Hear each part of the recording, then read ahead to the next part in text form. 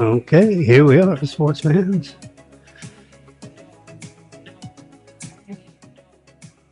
It's Saturday morning. Here we are, February 28th. Oh my.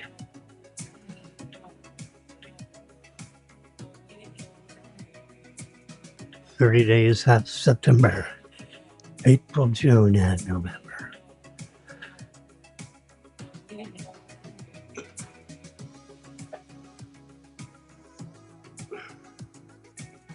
I'm looking at my trusty calendar. Yeah, there we go.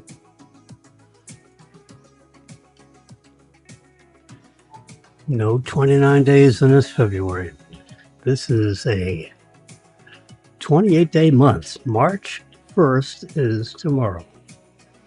Wow. Holy mackerel. God almighty.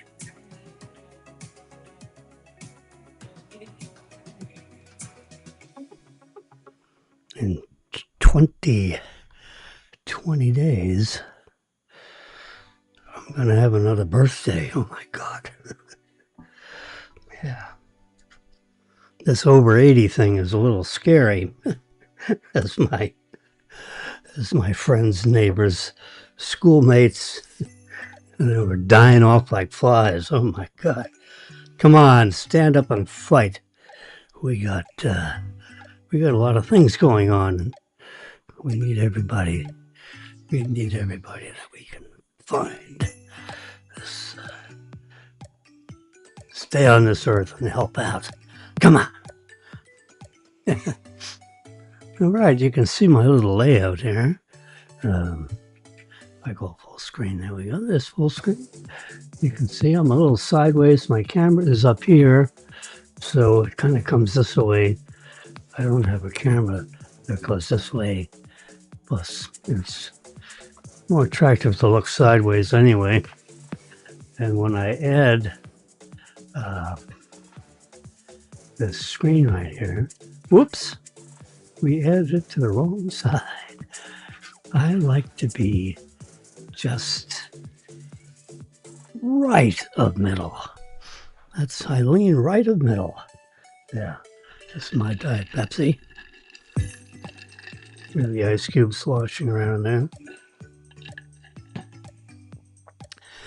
This is like having a late morning coffee with Jimmy. Just pretend you're at Denny's or somewhere, you know. I don't know if Denny's exists all over the USA. I have the people tuning in every once in a while from all over the place. Yeah. Well, the most exciting news of the day is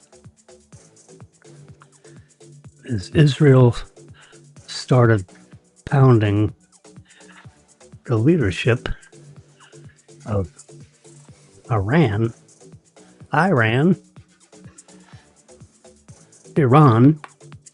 as they like to be called, at about 1 a.m. this morning, our time, which means it was right in the middle of the morning. Bam! Oh, gosh. And Israel started pounding the leadership of Iran. You know, like the Ayatollah, the president, this, that, and the Israelis. You know, I'm not exactly a war correspondent, but I'm just going to imagine that the Israelis and Mossad, and all the spies all over the place, they know where everybody's moving. And all of a sudden they got hustled out of here, and they take an audio over there, and then they get out, and they move, come in this door, move out that door. But the Israelis kind of keep track of people, and they've been keeping track of people, you know, for a couple of weeks or months, waiting for the right moment when the USA is going to say, do it, and we're going to support.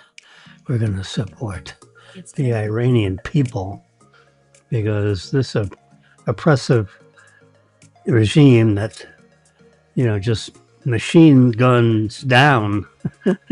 You want to protest against the government? He's going to get machine gunned down. They've killed 30,000, supposedly, Iranians, right?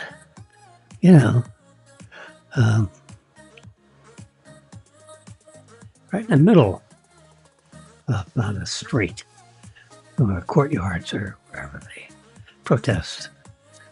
So the U.S. government finally came to a consensus to say, we got to stop this. If we don't stop it now, it's going to go on another 50 years or maybe forever. So we just got to do it. The American people got to figure this out. We know we don't want to be in a forever war. And, we pounded them like crazy in June and took out their nuclear, their highly refined uranium,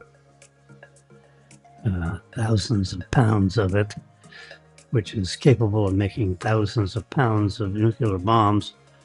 They didn't quite know how to get the whole bomb put together, but they were refining like crazy. And they had like 15 or 18 of their chief nuclear personnel. They went up, they got taken out. So they're like ants. You have a little sugar on the ground and they'll start crawling around again. So they started crawling around again. They started going after digging out some of that uranium.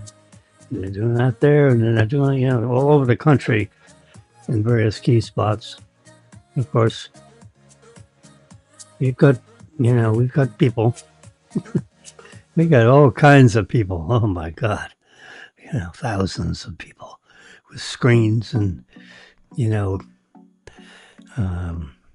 telemetry from satellites where you can look down with super high precision.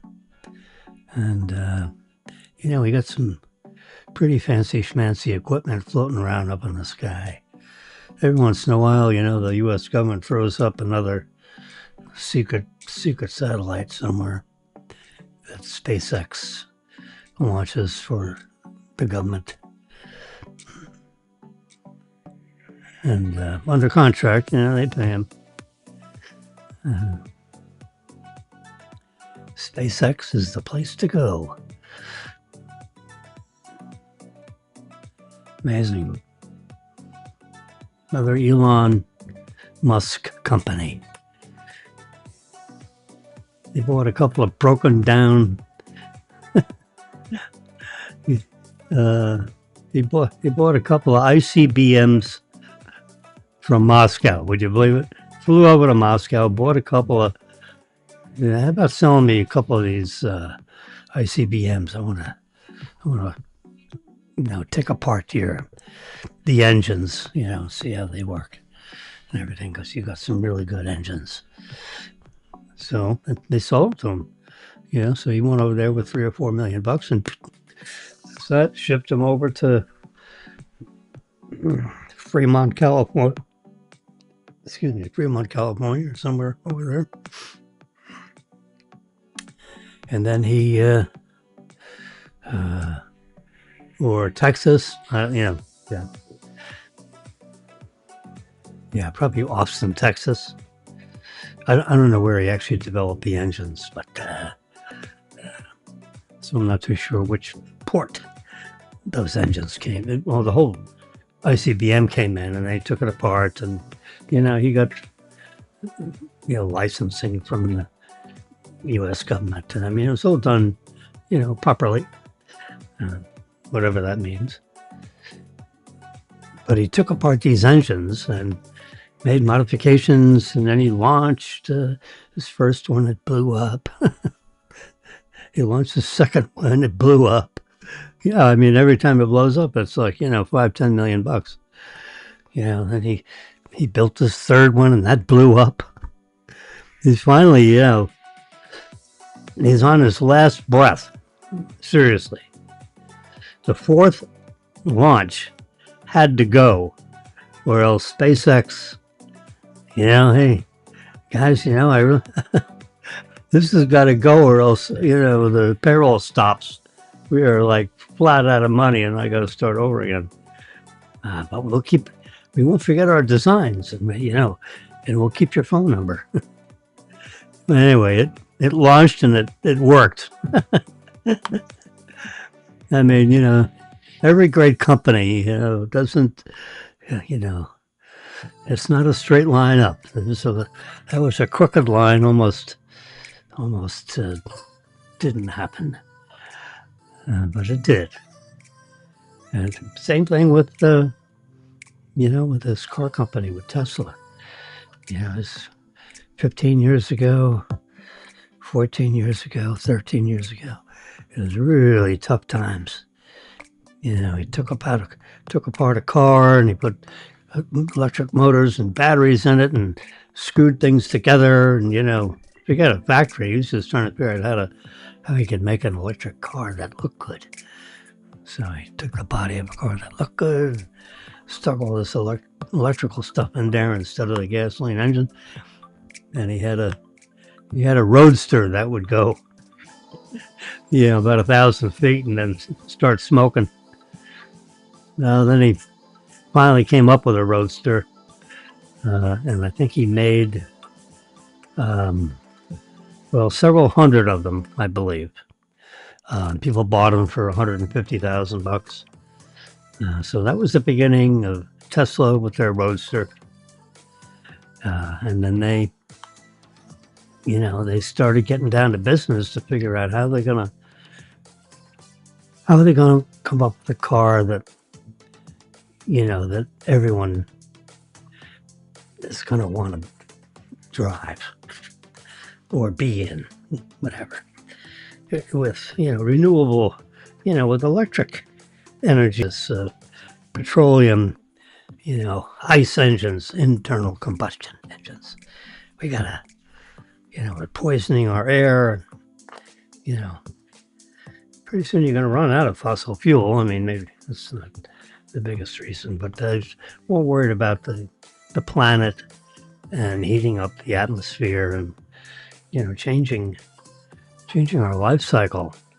It gets down to, you really have to think in terms of what happens, 50, 100 years from now, if we don't alter some of the way in which we do things, like get around. Every time a 18-wheeler steps on the accelerator pedal, you see this big black smoke,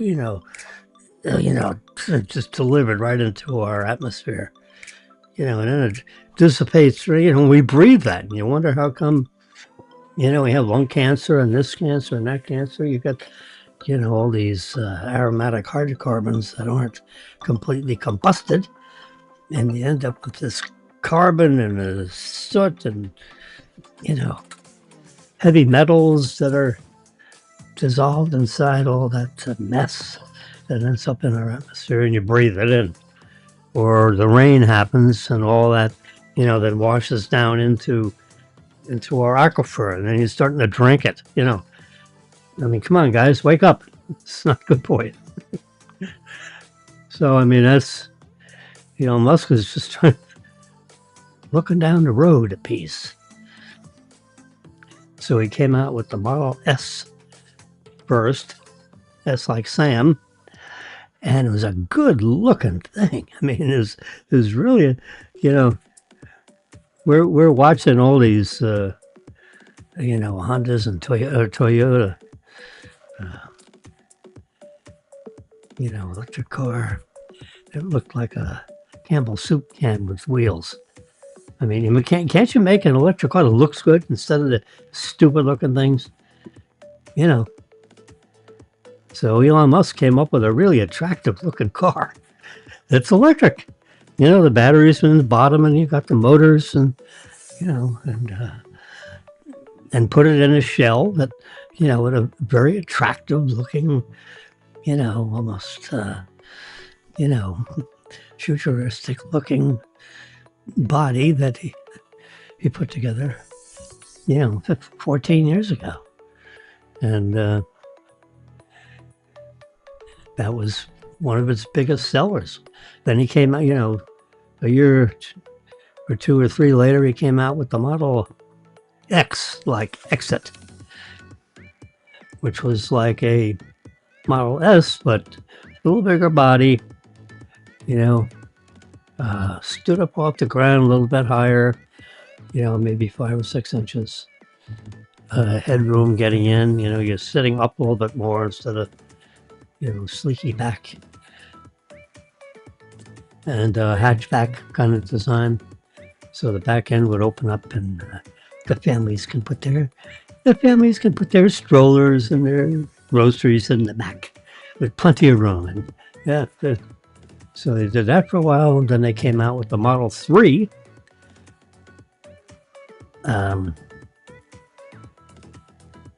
They wanted it to be the Model E, but Ford Motor Company owns the copyright on the word Model E, so he couldn't call it Model E because Ford would not allow him to use the name Model E for the back end of his car. So, like E for electric. Well, it was going to be E. It was going to be a model that would be kind of like a slightly smaller Model S. A little shorter wheelbase, a little lower to the ground, and half the price. So instead of a $90,000 Model S, you would have a like a $40,000 Model 3. Not E, because Ford wouldn't let them have it. So he just took the 3 and turned it upside down and flipped it and made it a 3 instead of an E. Just flipped it this way. Yeah, you get it, right? Yeah. You flip an 8, you still have an 8. You flip an E, and you get a 3. So that was the 35, 40,000, 39.99 or something like that, Whoops. And then they did the same thing with the Model X. They made it a little bit smaller, different this and different that. And, the Model Y is the result, which is what we drive right now. Yeah, we got a Model Y. Our second one, actually.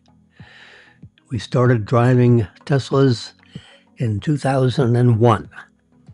June 18th, 2001, actually, to be exactamente about it.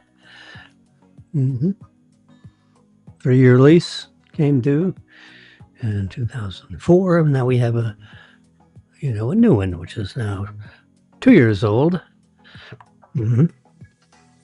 And in March of next year, that lease will come due, and then we'll see what's out there when that lease is up. Nice thing about a lease, you turn it in, and you're ready for another one. Yeah, brand new warranty. You never out of warranty. When you keep flipping those leases every 3 years, you're always under warranty. So almost no matter what happens, unless you crack it up, I mean, you won't crack it up. No. Full self-driving is better than your driving. And I hate to say this, is full self-driving supervised. It's actually legal what I do. But if I go out with Marilyn and have like a nice lunch from 1 o'clock until 4:30, and I've had one glass of wine too many, you know what I do? I get in the car, I press the button on the screen, because I have the screen that's in the middle that says home, and it takes me home. The robotics in the car takes me home. Drives, stops for the stop signs. You don't have to worry about the time. It's getting a little dark and you can't quite read the signs. The Model Y knows exactly what street you're on because of the GPS, and it has 7 cameras looking in all directions at the same time, which you don't have eyes on the side of your head. You got eyes in front of your head. But if you had 2 eyes looking left and right, plus you got 2 eyes looking forward, because there are 2 cameras looking forward, there's 2 cameras looking left, and there's another 2 cameras looking right, and there's 1 camera looking backwards. And 35 times a second. Ping, ping. 30 times. I can't even do my fingers that fast.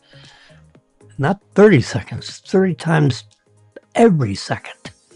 So they got a computer in there that is like a super duper computer that we can't quite understand, because the chip, everything processes around a central chip. And the computer chip, let's see if I can find a chip. I'm looking through all my Funkin' Wagnalls here to see where's the chip. I'm looking hard for my chip. Oh boy. I've got several chips. I'm not on my favorites. I need to be on my favorites. Anyway, the computer chip that Tesla has in their computer is designed to operate these 6, 8, 10 inputs, and to do it multiple times a second, and not do a lot of the other crap that, like I want to say crap, but what is this? No, that's a map. Chip, please. Well, there's AI. Yeah, what's going on with that? Whoa! Hey, Lordy, this is like micro pictures. We can't find a chip with those. That's too small. That's 2, 4, 6, 7 across. That's, 5 up and down. I think I can scan that many and look for a chip. By the time I get to the chip, I'm talking past all this stuff. But, the difference is that when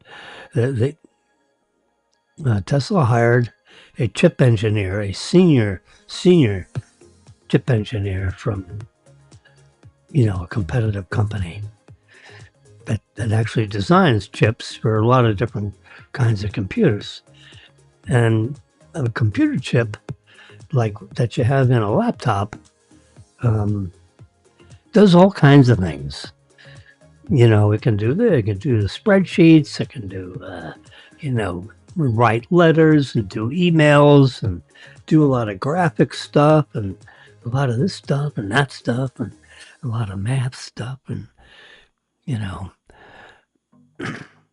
So when you're writing software or when you're designing a chip so that it can do a lot of those different things, and you want to be able to sell that chip to a lot of different, Windows computer manufacturers and this kind of manufacturer, all these different manufacturers that make, computer stations that, the tower that sits under the desk and the laptops that sit on top of the desk, and then little smaller laptops that can, sit in your lap and take it home and put it in your briefcase and bring it back and forth and back and forth. And then, computer chips, like this A20 Pro, that might be in your, what do you call it? Your iPad Pro and iPad Pro Max. And, so these general, I would call them, let's just call them general purpose chips. They do, they're handling all kinds of graphics and they're very good at what they do. Yeah. And they're doing it for a lot of different manufacturers that have a lot of different demands, on how that chip functions. A lot of software engineering. It's all very, and it's all micro, down into real small things. So, back when I was in the computer days, we were wiring these things by hand. Now they wire them using optical. You draw lines on these huge sheets that sit on these displays that are the size of a wall, and these chips have millions and billions of transistors that say yes or no. But anyway, when you're designing a chip, like would be in a Windows computer, or a chip that might be in a MacBook Pro. Those chips are, let's just call them for this conversation, general purpose chips. So the general purpose chip designers have to have sections of the chip. There we go. There's a chip, and you can see the surrounding transistors.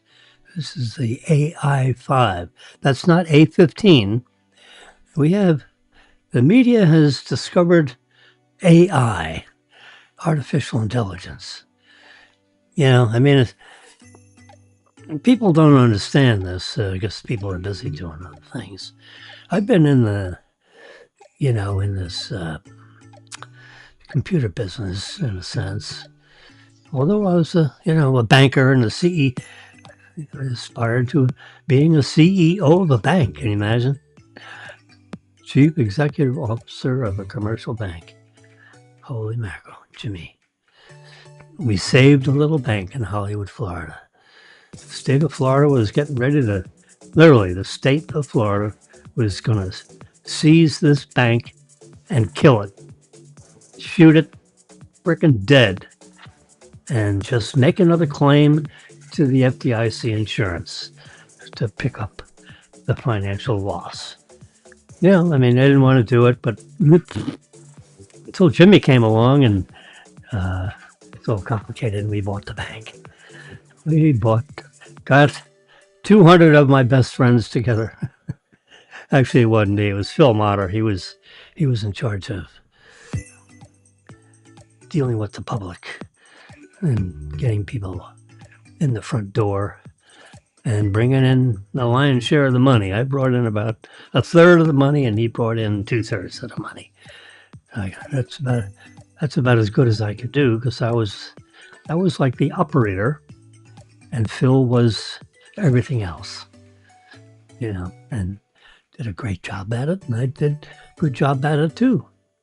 Anyway, so in our computers, we had these general purpose chips. And so when you're a chip designer and manufacturer, you have to design the chip for all kinds of general purpose uses. This company wants the chip to do this, and that company wants the chip to do that. And so the chip has to be a general purpose chip. So it reaches the maximum amount of audience that could buy this chip and put it in their whatever. Yeah. Now, we're circling back to Tesla. But Tesla, what they did is they hired, a chip designer out of AMD or somewhere, I think it was something like that, and said, I want you to design this chip to operate this car, the screen, the wheels, okay? The steering wheel, the brakes, the angle of the steering wheel, the actuators that make the wheels move, all that stuff. I'm just picking this. This is the Robo cab that is a two-seater, which for ride-hailing purposes, in other words, like Uber, without an Uber driver because they got a computer, and a big trunk. So this car take you wherever the hell you want to go. 0 to 50 mile. I can go further, but you wouldn't drive from Florida to Massachusetts in a Robo cab. You'd rent a car and rent a Model Y and let it drive you all the way up there on some other kind of a rental basis. But cab takes you from here to there. You want to go to the grocery store, you just call up the cab and take you to the grocery store. And then when you're done, you call up another one and it'll take you back home again. It's going to get to be so reasonably priced that it's going to get to the point where, honey, we don't really need to buy a car because we have access to all these things and they work so well and the price is so reasonable that, why tie up $1,000 a month between the lease on the vehicle, the insurance, and the cost of electricity, if you have a cost, when you can just hail one of these things and it'll take you. There's no steering wheel, there are no pedals. You just tell the device. You actually, you do it like you have an Uber, when you dial up an Uber. Tesla has an app that hails these vehicles in whatever city they're operating in. And they're operating in Austin, Texas, and in Southern California. Those are their two test areas, locations. I say area instead of city because, it's Austin in Texas. But in Southern California, it's a whole hodgepodge of cities that the whole southern part of California, from Los Angeles down, roughly. Anyway, that's what's happening. So the designer of the chip, the chip that goes in the computer, that goes into Tesla, is designed to operate the robotics of a car. The Tesla has harnessed the capability of having a fully robotic car. It's a robot with wheels and a screen. A central computer, wheels, motors, two motors, one in the front, one in the back, I'm assuming. I actually don't recall that part. Whether it's just a rear motor. It may be just a rear motor vehicle. It's not an all-terrain, it's designed to run on, city streets. Take you from here to there. It could take you to the airport, drop you off, and then the vehicle is then available for someone else to take it somewhere else. These cars are buzzing around all over the place. And that's what's happening in Austin, Texas, and Southern California.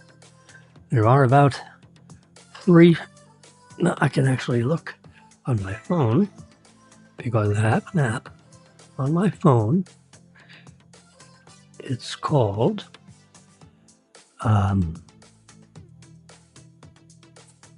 see, here's the Robo Taxi. You can't see it so much. But anyway, the Robo Taxi Tracker, that's the app. And, right now, between, It's 10:45. see, there's the fleet. You can see the graphics.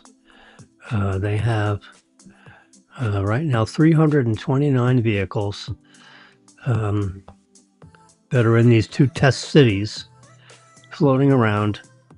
This is, they're not intending that just 329 vehicles would be in these two locations, as a permanent installation. They're two test markets, and they have, let's say 1/3 of or 1/10 of the, they'd have thousands of these vehicles in the market once they're approved by the areas to launch it. This is test, and the local municipalities are reviewing the results of how these automated vehicles perform. There's no driver, and they have 329 vehicles. You might be able to see that here. Yeah, see 329. Let me turn down the brightness a little bit. There you go. Now you can see it better. 329. And your average wait time is 14 minutes, which is too long, But if you're not in a hurry to go somewhere and you want to see what it's like to ride in one of these robo-taxis that Tesla has, which could be a Model 3, a Model Y, or you might end up getting one that looks like this. These just started coming off the assembly line in Austin, Texas. They're coming out about at the rate of about 4 or 5 a day instead of one every 30 seconds. Imagine 2 a minute of these things just roll out of the factory. They're autopilot, so they drive themselves out of the factory and position themselves in a parking lot out back. And then they eventually get stacked up on vehicle movers and so on. Yeah, I mean, it's crazy. Absolutely crazy.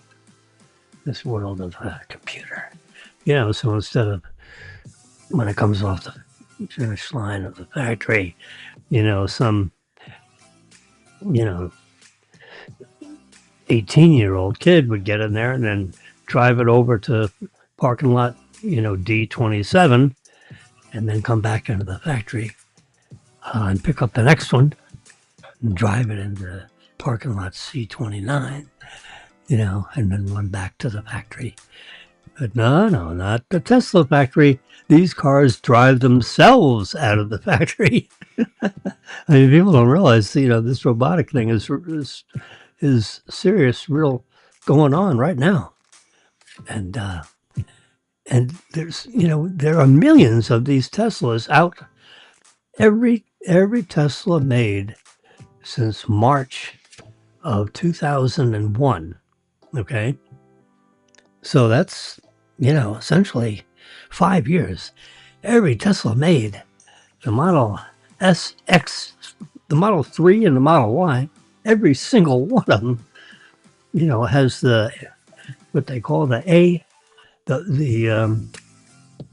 hardware version 4, which has the new supercomputer and the 5 megapixel cameras. The earlier cars has hardware version 3, 2, and 1, and lesser definition cameras. And the current software, you really can't fully automate it on hardware version 3, it doesn't have enough definition, doesn't have enough bandwidth to deal with everything that the software can deal with. So, but hardware version 4, it has a computer that's reportedly like 45 times faster, more capable, more bandwidth, bigger pipes than the hardware version 3 computer.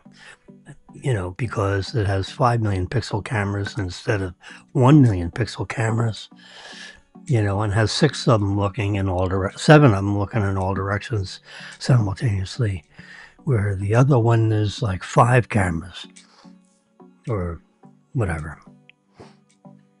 Anyway, so the software is being engineered right now.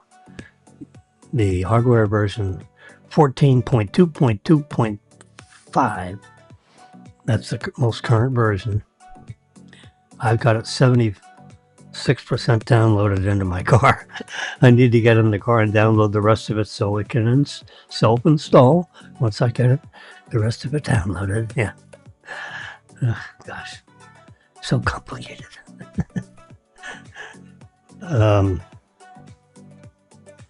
Yeah, so the robotics is just... Anyway, so everyone that has a Tesla from March of 2005 right through to today has the automation computing capabilities to self-drive, supervised, you know, so you gotta sit in the car, you know, with your hands, you know, maybe on the wheel, and the wheel turns all by itself, you know, so you just let the wheel slip between your hands, or just put your hands on your knees and just watch out front. You know, there's a camera inside the car, and it won't allow you to take a nap because it watches your eyes.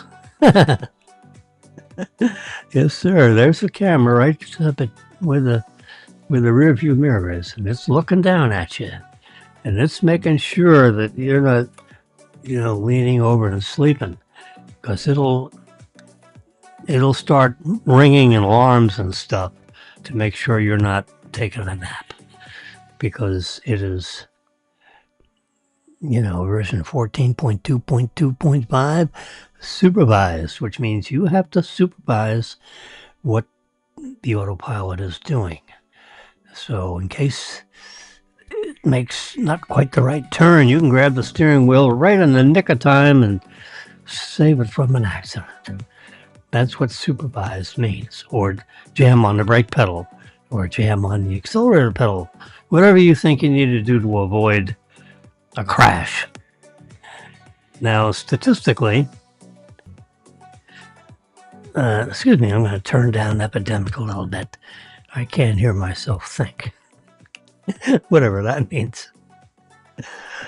Anyway, these Teslas drive themselves, you know. So anyway, circling back to Marilyn and I having, you know, a couple of glasses of too many wine at Houston's. You know, it's about 5 miles away. So I figured, oh crap, you know, do I have to take an Uber home? Because I'm a little cautious about driving while being semi-inebriated. Anytime you have an alcoholic beverage, you're impaired. It's just a matter of how impaired. And when you finally decide that you're too impaired, you're way too impaired.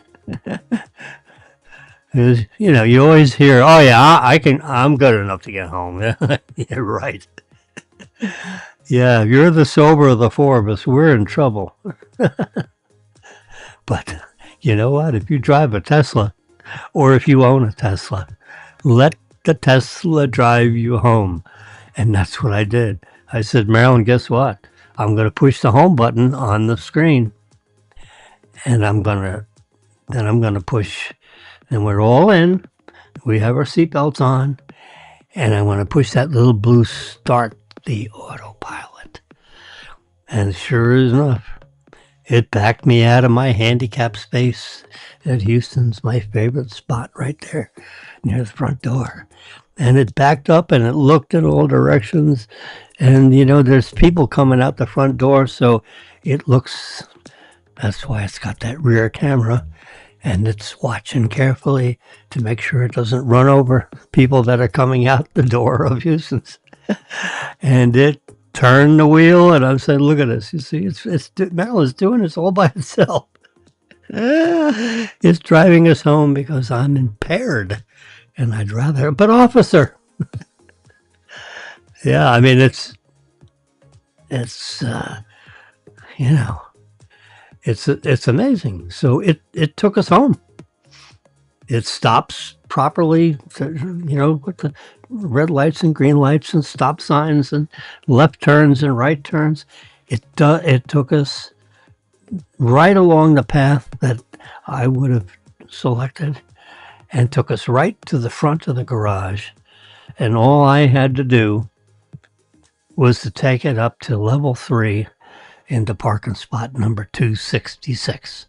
That's the only thing I had to do, is to navigate the garage. And if I was too inebriated to do that, I could have parked it out front or on the side or whatever in one of the spaces. But so I was capable of parking it in the garage. But it took me home. And I didn't have to worry about it because the computer is, according to the statistics, is about 5 times better than the average human driver. And it's surely a whole lot better than the below average human driver when you had 3 glasses of wine, which is almost a full bottle of wine. A 9-ounce pour, 3 times 9 is 27. There are only 28 ounces in a bottle of wine. So you're really close to a full bottle of wine. So between the two of us, we had 2 bottles of wine, You don't drive home. So I let the car drive itself home. Every Tesla manufactured after March of 2001 is capable of full self-driving supervised. And people don't know about it. Insurance companies, there's several now, that are recognizing this fact. And if you have a Tesla and you use the autopilot, the insurance company will drop your premium 50%. So instead of $400 a month in South Florida, you only have to pay $200 a month if you use the full self-driving feature, supervised, as is, the software as is. It's not full self-driving unsupervised, but that's coming. And that should be here sometime during this year, because the software is powering the vehicle I have on the screen right now in Austin, Texas, and Southern California. And it is unsupervised. Yeah, there's no human driver in the car. There's no human driver that's in like a control center driving the car remotely. No. Now, there are people in control rooms that are watching these vehicles. Like if they get stuck, for some reason or other, either because of the electronic mapping or the whatever, the car is just pulled up against a ramp and it doesn't know where to go. Well, an alarm will go off, and then the supervisor of the fleet, he may be looking over 1,000 of these, will get buzzed, and he'll have to manually, he can, pick that vehicle, with a touch screen or something, and then manually back up the car and park it. well, the software gets rebooted or what, computers every once in a while need to be restarted because there's a little software hiccup. The software is very complicated. And sometimes there's a little piece of dust on that record player. A little scratch on the record. You're making some kind of an analogy.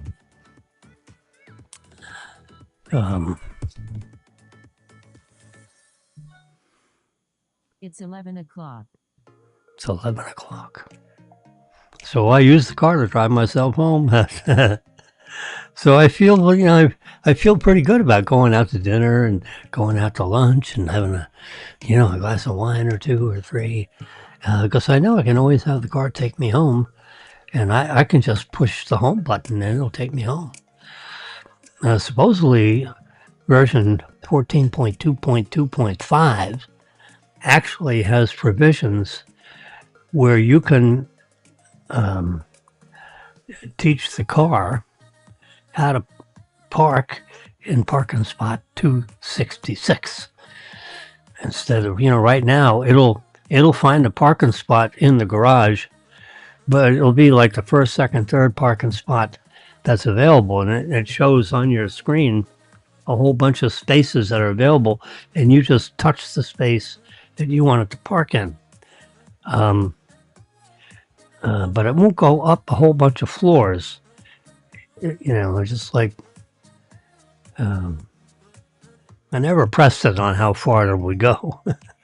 But supposedly the latest version of the software, which I don't have installed yet, I will this weekend, is software version 14.2.2.5. I have 14.2.2.4, I think, or 3. Yeah. 14.3, which is coming out, in a couple of weeks, is even a bigger step forward than the 0.5. Anyway, the software is amazing.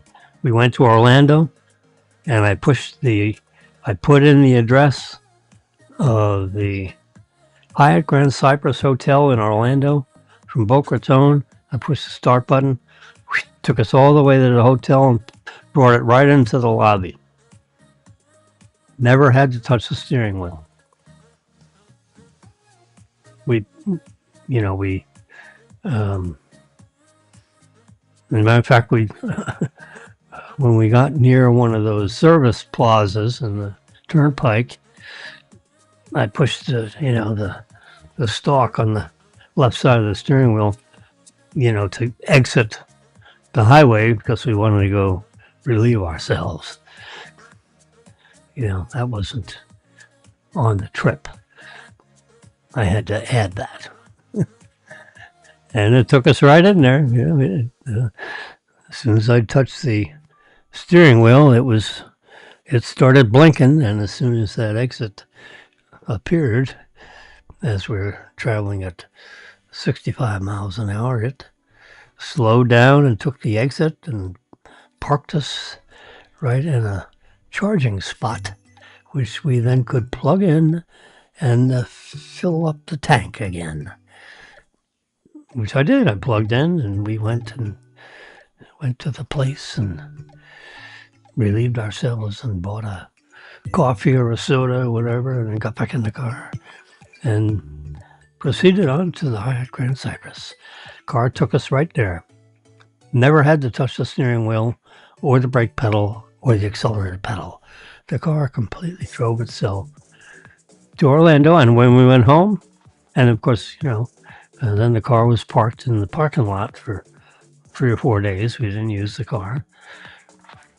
And when we were ready to go home, the valet got the car, and we hopped in, and then we pushed the home button, and it took us home. Yeah. Unbelievable. So, that's not a big trip, but it's, a 3-hour drive. You got to stay between the lines. Not with the robotic car. It does it for you. Oh boy, unbelievable. Huh?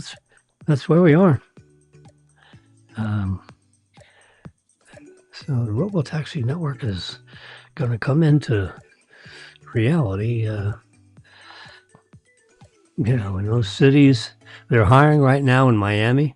They're going to have the robotaxis available in Miami, Orlando, and Tampa. And from there, it expands out in these markets to more and larger reach as they load up the area with these robocabs. It's cheaper than buying a car. It's a whole lot cheaper than Uber or Waymo. It's like 40% off, and you don't have to tip the driver. So you add it all up, it's like half price sale to use a Tesla, Robotaxi, either one. The Robotaxi is basically a Model 3 or a Model Y, mostly Model Ys, which are fully robotic, because that's what we own, is a Model Y. And it'll take you wherever the hell you want to go. Just talk to it. Or you can type in the address in the application in your phone, and it'll transmit it to the car, and then it'll take you there. All right, that's enough of Tesla. My God, it's a compelling car. I've driven all the cars. Everything. From the finest BMW and Mercedes. We never went to Rolls Royce or, because to me that was, even though we could have one and afford one, the Bentley Rolls Royce crowd, to me is like, you're either rich or you're nouveau rich, which you're almost rich and you have one anyway to show up, to your friends and neighbors that you're, what, I'd rather hide my wealth and have something beneath me. And, to drive a really fine Mercedes is certainly not something that's beneath. But it's not gaudy and, lots of people drive Mercedes.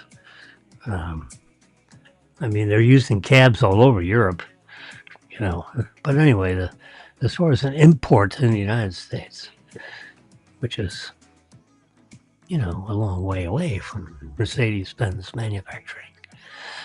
It's a fine automobile. I love driving Mercedes. 400 SEL, four-seated, full-size car, four-door, Yeah. I had a maroon one. I had a gold one. Marilyn drove a two-seater red 450 SL. Oh my God, beautiful lady, and she was a flash. Oh my God, it was so exciting to see her in that car. I couldn't stand it. Holy crap! Yeah, she'd take the top down and she'd have her hair flying in the breeze, driving down the highway.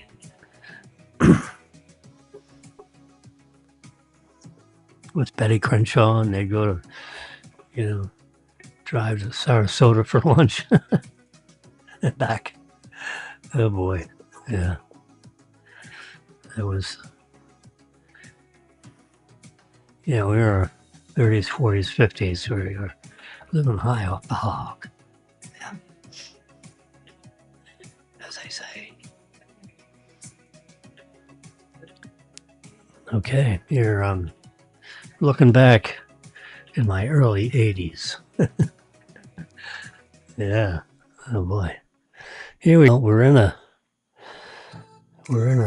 I have this headline for the Cold War. This is the Cold War of dealing with Madami and the head of the police department and these peaceful demonstration. They're smashing these ice people with frozen bottles of water, and they're calling it a snowball fight.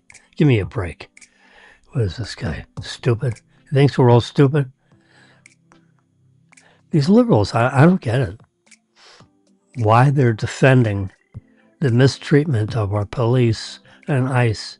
They're trying to remove these bad people that murdering, raping, stabbing, robbery. That's what happens when you open up the floodgates. You open up the walls and let 10 million unvetted people just come in the country and ruin your society. Why is that a good idea? I mean, I know why it's a good idea politically, because you can basically make it impossible for the opposition party to take over your power. And they want to retain power. They don't have power right now, and they want to get it and keep it. So they'll let in 10 million people, and hopefully some of them become voting, and we'll keep in these liberals. That was the idea. That is the idea. Now we have to figure out how to make that not happen. Anyway, so we have a war over there in Iran, so we can free up 90 million people so they can have their own society and not be run by vicious ayatollahs.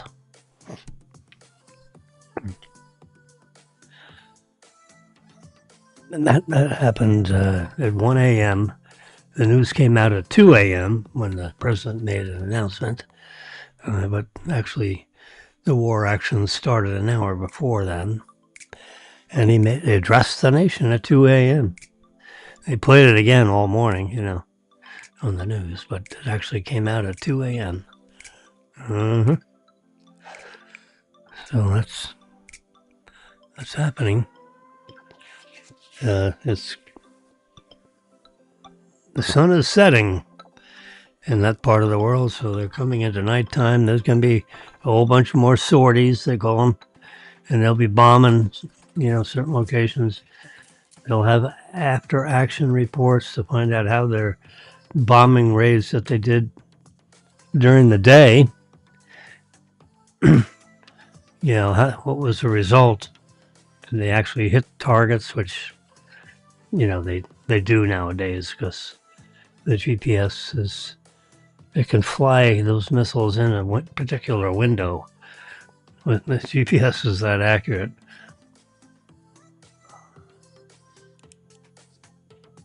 But, you could have a misfire or something didn't explode properly, or, these weapons are...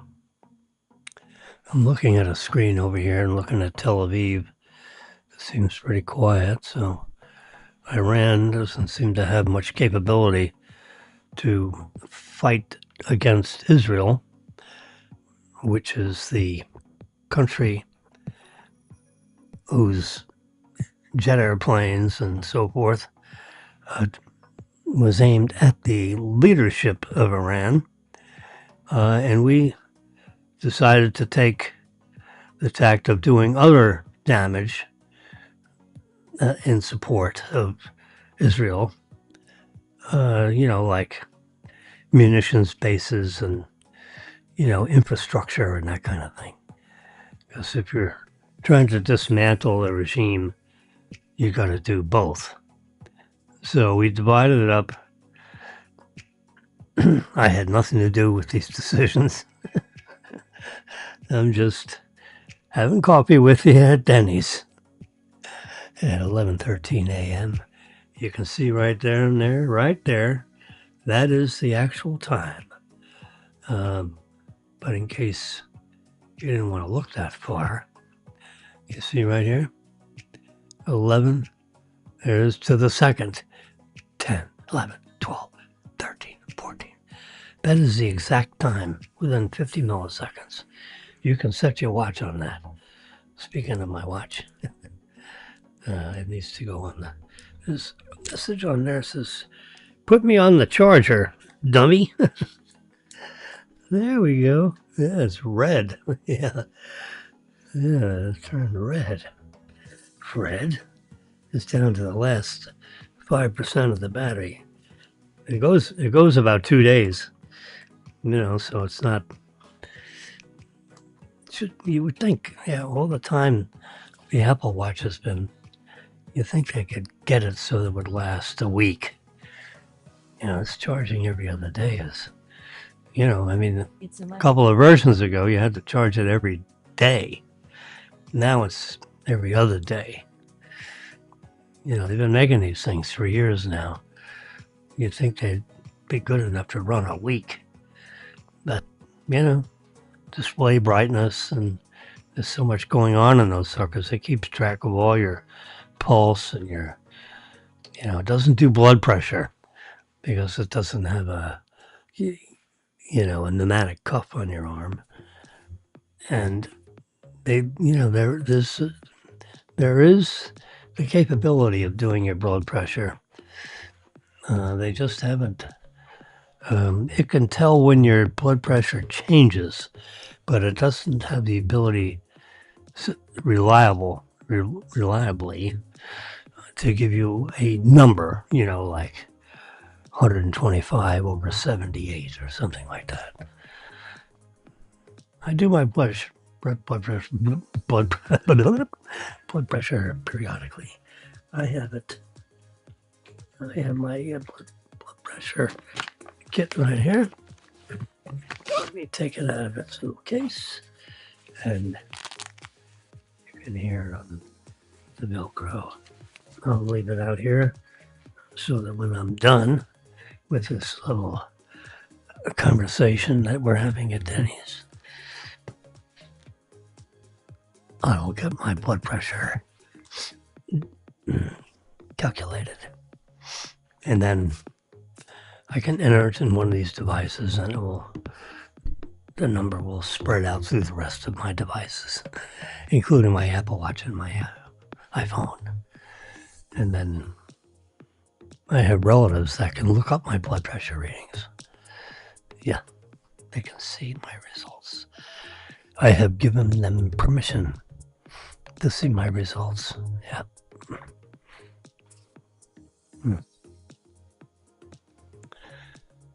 Yeah.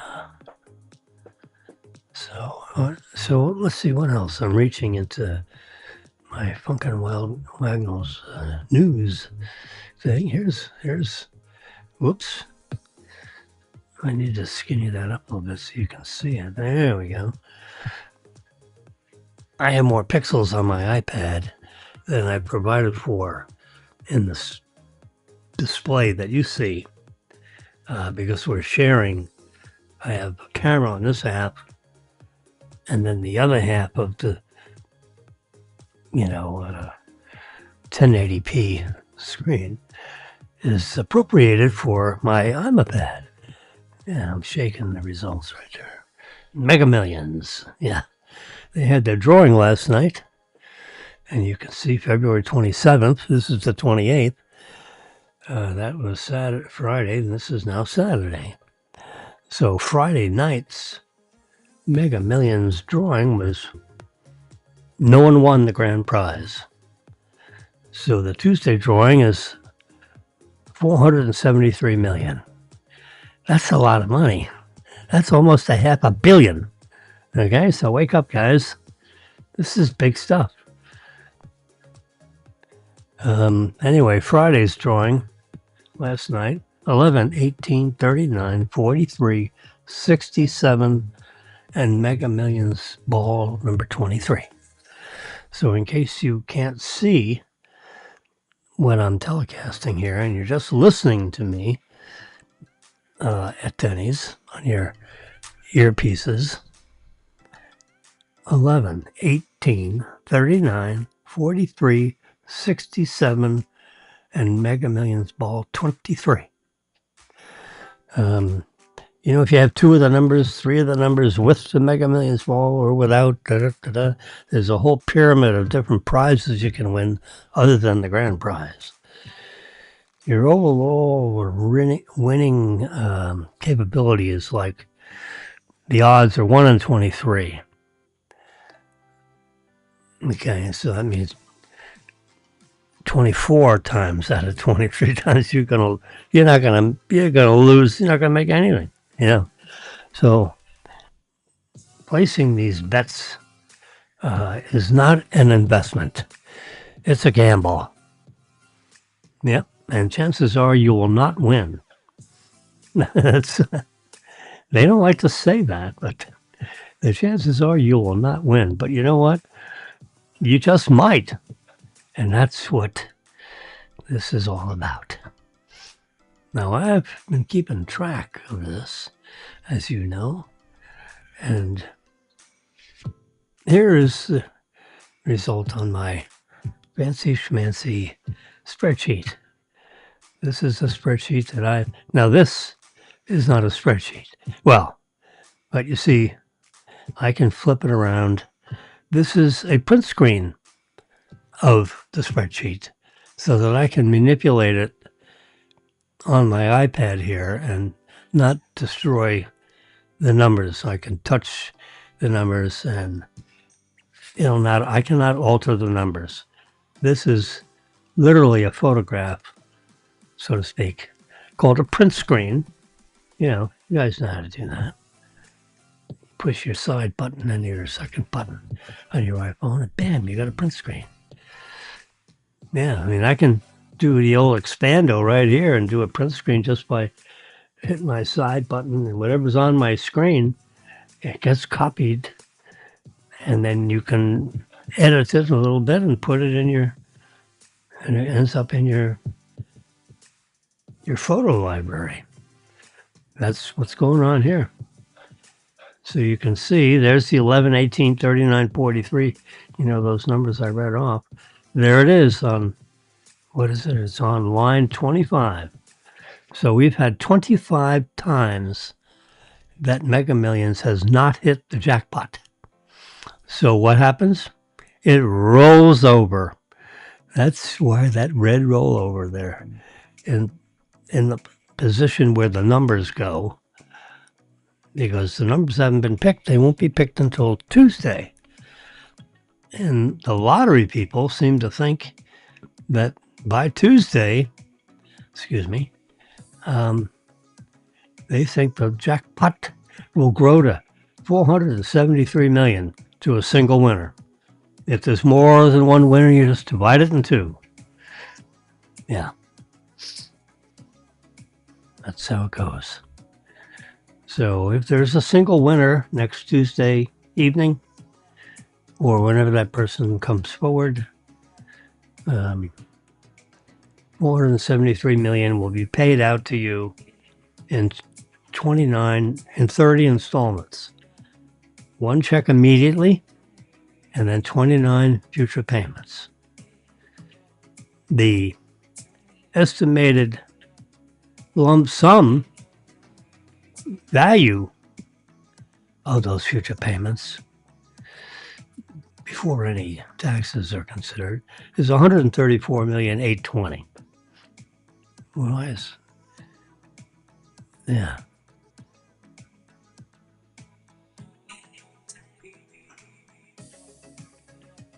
What did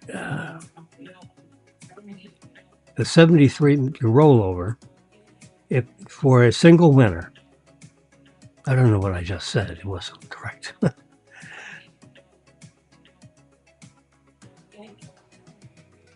The lump sum to a single player on the value that the 473 million is 214 million. Okay? So you'd be standing there with a deposit ticket. No. Because Uncle Sam is going to withhold 24%. So if Uncle Sam takes 24%, That means you have 76%. Well, 76% of the jackpot you'll calculate as 162,620. That is the lump sum. That's the actual deposit that'll go in your checkbook after the 24% withholding tax is implemented against your winnings. Now, 214 million is what's going to go on your tax return. That'll be your annual income, assuming you didn't earn anything else. Now, they've taken 24% of that, and it's in your withholding tax.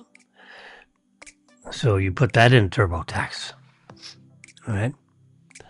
And then this is the amount that'll actually go in your checkbook. Can you imagine? 162 million, 640. Wow. That's after the withholding. Now, if you were to earn 214 million lump sum in your checkbook, you're surely in the 37% tax bracket.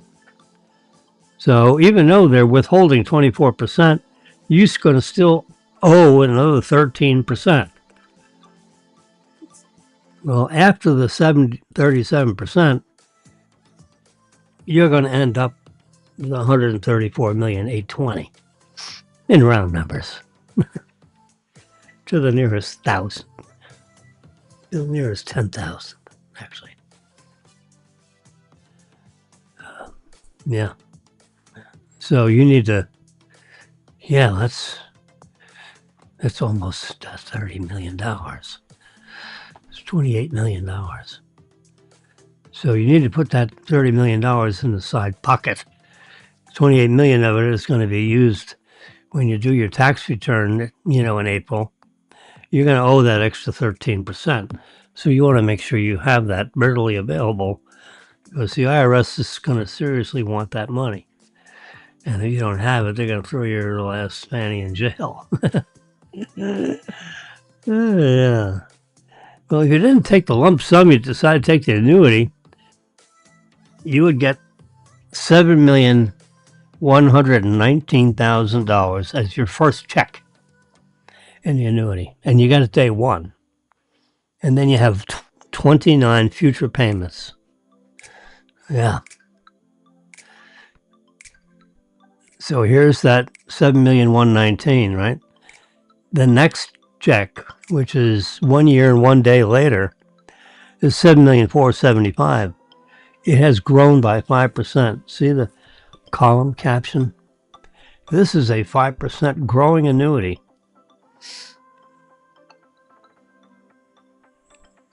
So when the jackpot is determined and it is certified by the amount of lottery sales in the Mega Millions thingy, and there's 223,000 certified, bona fide lottery retailers that are connected online into some central place every day and every night. 223,000. Can you imagine? I did an AI search and had them write me a report on the Mega Millions lottery activity. And one of the questions I asked was, how many retail locations are there? And they did a quick survey, and they've determined that with the help of other people,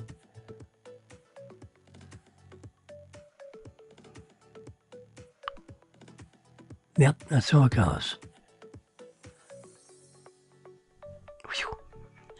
223,000 certified retailers. As that's last year.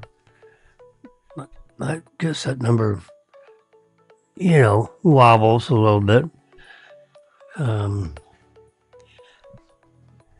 There's not big growth in that I don't know what the growth rate is. I mean, it's a lot of retailers. So if some go out of business, more come into business. So I imagine, in like, years from now, that would be like 150, 200,000, retailers, which means there's, a lot of bigger times for these guys to be.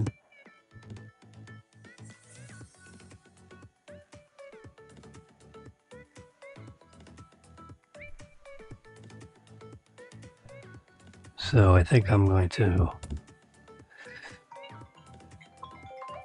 Yeah. Oh, look at that.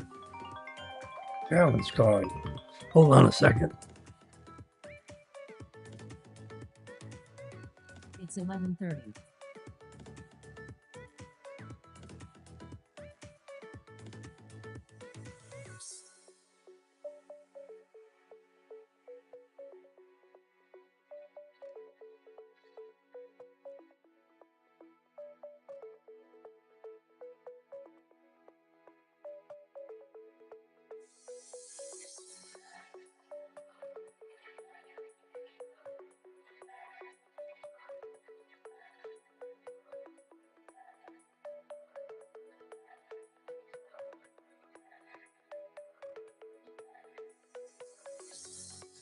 Marilyn just got her nails done and she is having trouble with Zelle, so she wants me to do it. She says, I'm in a bind, just do it. Yeah, let Jimmy do it. Okay. I can do it. Give me their phone number. Hello?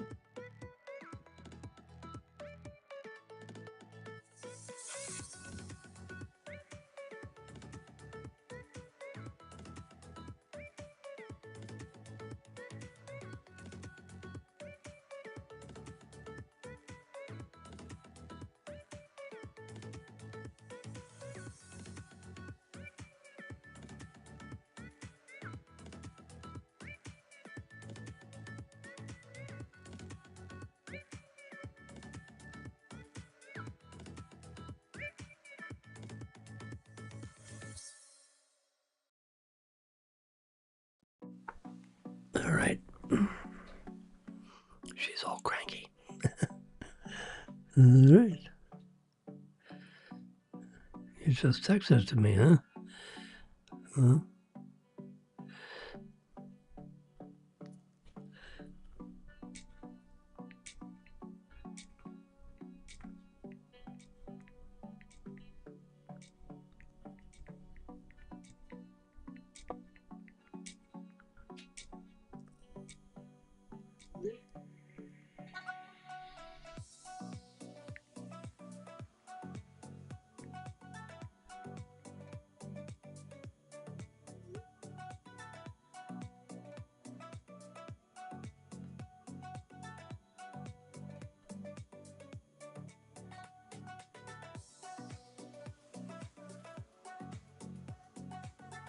All right, sports fans.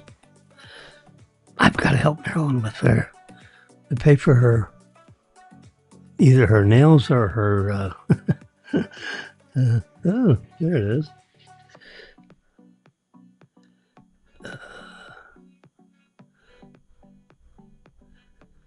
So ID. Okay. Anyway, so I'm gonna hang up, and I'll talk to you tomorrow. Let me show you. My daughter just gave me she bought for me. Would you believe? Look at this little guy. A Cartier.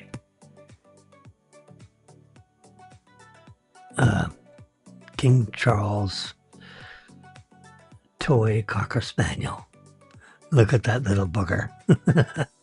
It's a girl. You can see the necklace.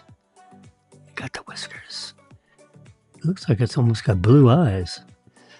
Yeah, they got a nice little clean white paws. Anyway, so I got to take care of Marilyn's Zelle payment for her nails or her hair appointment. I don't know which. It's 11:30. Probably just finished with the nail job. So I'll see you tomorrow. And I'm ending on my not my putty cat. Yeah, my dog. Yeah.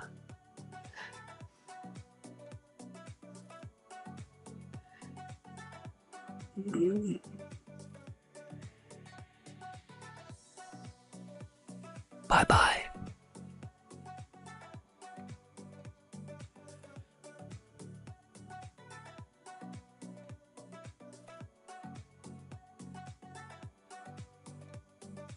There we go. There we go.